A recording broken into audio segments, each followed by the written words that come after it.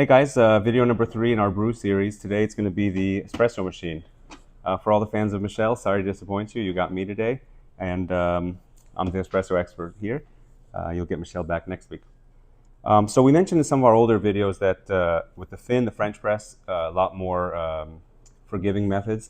Espresso is sort of the one that's famous for being finicky. You have to be very precise.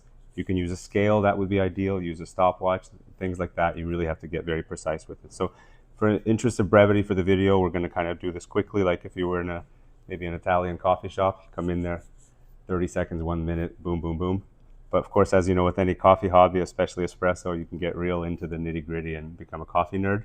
Get all the little tools, distributors, things like that.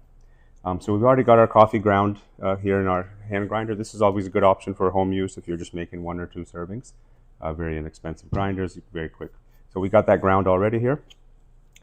And for our espresso, we're using our medium roast beans, which are very good as an espresso or a traditional kind of small European size latte. So everything's already warmed up here. Portafilter's warmed up. We got about 15 grams of coffee, similar numbers that we've been using for our fin video.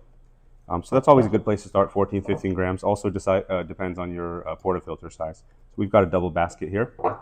Again, you can get real deep with all the little tools that you use for this type of stuff. Little stirring needles, distributor, tamper type things, but we're just going to go old school here. Pour the coffee in there, tamp it down. A lot of different advice people give about tampers. The thing I've seen that's most common is it's not so important how light or how hard you push, more so that you keep consistent with it. Because as you're dialing in your espresso machine, everything has to be real consistent. Exactly how much coffee you used, how much tamper force you used. Try to keep all that relatively consistent. So as you're dialing in your grind size and the amount of coffee, then you can start kind of making the adjustments if your shot is pouring too fast or too slow, or if it tastes sour, or if it tastes over extracted. So we're going to pop it in here. And this particular Breville machine has a feature that allows us to, it's called a pre-infusion. So we're just going to do a 10-second pre-infusion where we're just kind of wetting the beans but not giving it the full pressure. Again, you can decide if you want to do 5, 10, 15 seconds, but the idea is just to soak the beans. Now we're getting a little drippage. Now we're giving it the full 9 bars of pressure that an espresso machine is sort of famous for. That makes it a unique process compared to other brew methods. It's that real high pressure. So this is coming out a little fast. That tells us that the coffee is a little bit too coarse. We want to slow that down. So on the next run, we would adjust our grind a little finer in order to slow that espresso down. But you can see already we still got a lot of crema, which is always a good sign for the quality of the coffee.